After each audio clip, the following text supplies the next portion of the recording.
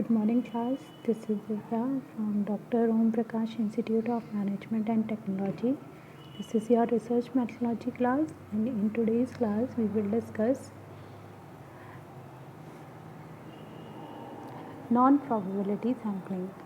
So, in last class, we have already discussed the probability sampling, and today we will discuss non-probability sampling. So, what is non-probability sampling? Non-probability sampling is a sampling method in which not all members of the population have an equal chance of participating in the study. So non probability sampling का वो method है जिसमें सब population के सभी members के पास equal chance नहीं होता है स्टडी में पार्टिसिपेट करने के लिए. This sampling method depends heavily on the expertise of researcher because इस मेथड के थ्रू जो सैम्पल कलेक्ट करता है रिसर्चर उसमें रैंडमली सिलेक्ट नहीं करता है वो. तो इस क्या होना रिसर्चर का अपनी फील्ड में एक्सपर्ट होना बहुत इम्पॉर्टेंट है. बिकॉज अगर वो अपनी जजमेंट या अपने ऑब्जर्वेशन के बेसिस पे अगर सैम्पल को सिलेक्ट कर रहा है तो उसने अगर कुछ ऐसे सैम्पल्स को छोड़ दिया जिसकी वजह से क्या कहते हैं आपकी रिसर्च को अफेक्ट हो रहा है या रिसर्च की फाइंडिंग को अफेक्ट हो रहा है तो आपका पूरा जो कंक्लूज़न है वो गलत हो जाएगा. सो इसमें रिसर्चर का एक्सपर्ट होना अपनी फील्ड में बहुत इम्पॉर्टेंट होता है जिस भी फील्ड में वो रिसर्च कर रहा है. नेक्स्ट पॉइंट है researcher use this method in study where it is impossible to draw random probability sampling due to time or cost consideration.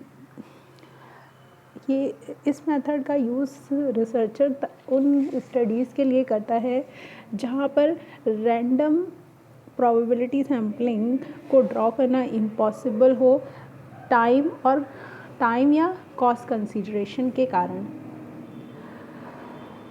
अब हम डिस्कस करेंगे types of non probability sampling. Non probability sampling जो है आपकी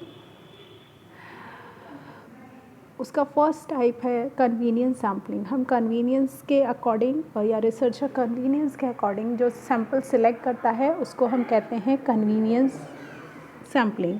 So convenience sampling is a non-probability sampling technique where sample are selected from a population only because they are conveniently available to the researcher. जो लोग या जो thing उन्हें researcher के convenience के अकॉर्डिंग अवेलेबल होती है रिसर्चर उसी को अपनी रिसर्च के लिए एज अ सैम्पल सेलेक्ट कर लेता है पॉपुलेशन से. सेकेंड पॉइंट कहता है researcher choose these samples just because they are easily to recruit and the researcher did not consider selecting a sample that represent the entire population. इसमें क्या है कि रिसर्चर उन्हीं लोगों को सिलेक्ट कर लेता है जो उसको ईज़िली उसके पास होती हैं मतलब उसके कन्वीनियंट. सपोज दैट कुछ वो जिस लोकेशन में रह रहा है उसने उसी लोकेशन के लोगों को सिलेक्ट कर लिया, ठीक है. या फिर ये रिसर्चर कंसीडर नहीं करता है कि सभी पूरी पॉपुलेशन एंटायर पॉपुलेशन से सैम्पल को सिलेक्ट करना ज़रूरी है. उसकी कन्वीनियंट है कन्वीनियंस के अकॉर्डिंग वो अपने सैम्पल को सिलेक्ट कर लेता है. नेक्स्ट पॉइंट है आपका ideally in research it is good to test a sample that represent the population. Ideally ये होता है कि रिसर्च में क्या है पूरी पॉपुलेशन का सैम्पल जो है वो रिप्रेजेंट करे. मतलब हर वो टाइप का पर्सन हो जो उसकी रिसर्च को बेनिफिट कर सकता है. But in some research the population is too large to examine and consider the entire population. but कुछ ऐसे चीज़ें होती हैं जिन पर रिसर्च करते टाइम पॉपुलेशन जो है बहुत वाइड होती है बहुत लार्ज होती है. तो इसकी वजह से रिसर्चर क्या करता है अपनी कन्वीनियंट के बेसिस पे सैम्पल को सिलेक्ट कर लेता है पॉपुलेशन से। नेक्स्ट पॉइंट कहता है it is one of the reason why researcher rely on convenience sampling which is the most common noun probability sampling method because of its speed, cost effectiveness and ease of availability of the sample।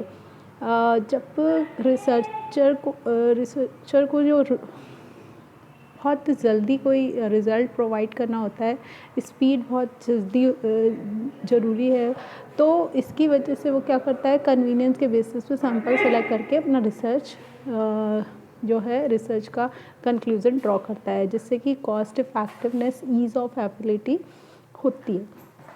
Next है आपका consecutive sampling. Consecutive sampling जो होता है वो आपका convenience sampling का ही part है। इसमें आता है this non probability sampling method is very similar to convenience sampling with the slight variation.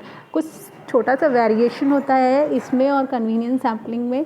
Convenience में क्या होता है कि रिसर्चर अपनी कन्वीनियंस के बेसिस पे सैम्पल को सिलेक्ट कर लेता है, बट इस कॉन्सिक्यूटिव सैम्पलिंग में क्या है कि कन्वीनियंट के बेसिस पे तो वो सैम्पल सेलेक्ट करता है, बट ग्रुप्स में उनको उन यूनिट्स पर वर्क करता है। जैसे सपोज दैट 5 से उस सैम्पल उसने अपनी कन्वीनियंस के बेसिस पे सैम्पल सेलेक्ट किया, उसके बाद 10 लोगों पे उसी सैम्पल से 10 लोगों पे उसने अपनी रिसर्च करी और उससे जो रिज़ल्ट आया वो चेक किया। देन उसने उसी सैम्पल से 10 और लोग लिए, उन पर 10 और लोगों की यूनिट पर सैम्पल अपना रिसर्च करी, तो वो हो जाता है कॉन्सिक्यूटिव सैम्पलिंग। मतलब टुकड़ों में अपने सैम्पल को टुकड़ों में बांटकर उस पर रिसर्च करना। सो नेक्स्ट पॉइंट है आपका here the researcher pick a single person और a group of sample conduct research over a period, analyze the result and then move on the another subject or group if needed।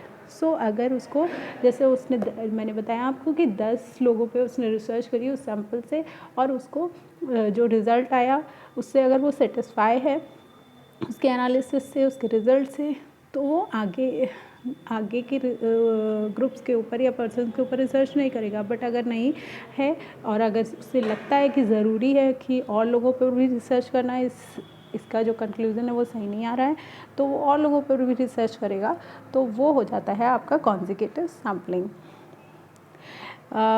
Next point आपका कहता है consecutive sampling technique gives the researcher a chance to work with many topics and fine-tune her research by collecting results that are vital insight। बहुत deeply research करने के लिए किसी भी चीज़ पर consecutive sampling techniques जो है वो रिसर्चर यूज़ करता है।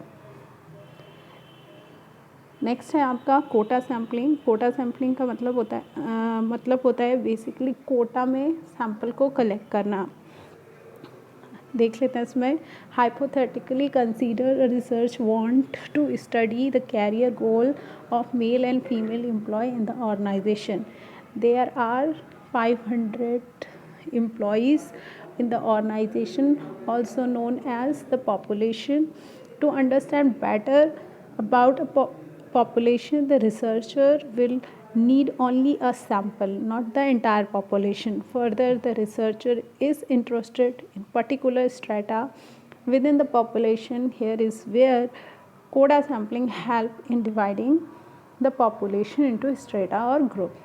सो मीन्स उसे मान लीजिए 500 लोग एम्प्लॉई हैं एक ऑर्गेनाइजेशन में, जिसमें वो फीमेल और मेल एम्प्लॉय की कैरियर गोल्स के रिगार्डिंग स्टडी कर रहा है रिसर्चर।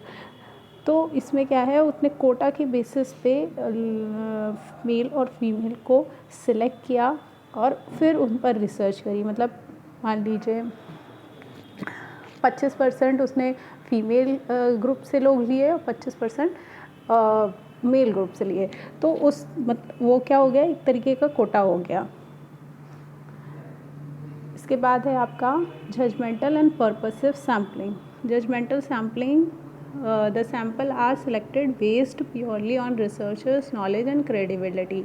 रिसर्चर की नॉलेज और क्रेडिबिलिटी के बेसिस पे जब वो अपना सैम्पल को सिलेक्ट करता है पूरी तरीके से, तो वो कहलाता है judgmental sampling. In other word, researcher choose only those who he feels are the right fit in respect of attribute and representation of population to participate in research study। मतलब टोटली उसके ऑब्जर्वेशन के basis पे उसने उसके judgement के basis पर उसने लोगों पॉपुलेशन से सैंपल को सिलेक्ट किया, तो वो कहलाएगा जजमेंटल सैम्पलिंग। नेक्स्ट है आपका स्नोबॉल सैम्पलिंग। स्नोबॉल सैम्पलिंग का मतलब है it helps researcher find sample when they are difficult to locate.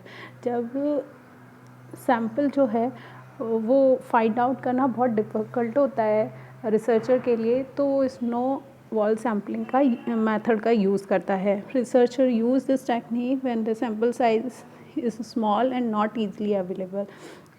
ये सैम्पल साइज से बहुत स्मॉल और ईज़िली अवेलेबल ना हो तो इस टेक्निक का यूज़ करता है researcher.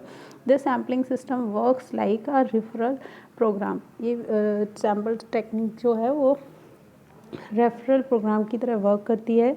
Once the researcher find suitable subjects they are asked to for assistance of seek similar subject in the form of considerably good size sample. तो स्नोबॉल सैम्पलिंग मतलब आप समझ सकते हैं, एग्जाम्पल के तौर पे आप ले लीजिए, जैसे आप लोगों ने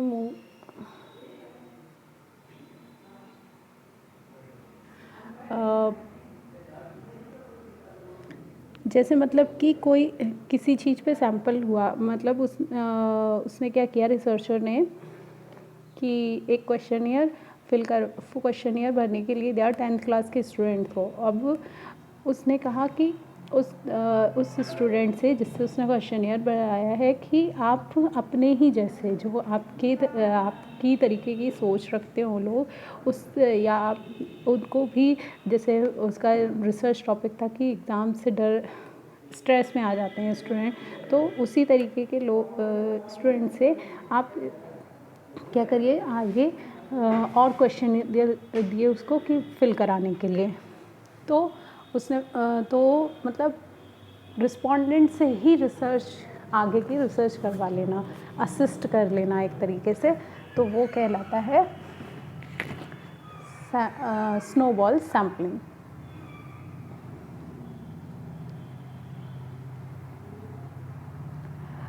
so thank you class. Next class में हम डिस्कस करेंगे आपकी सेकेंड यूनिट का जो टॉपिक है primary data and secondary data, उसके बारे में। Thank you.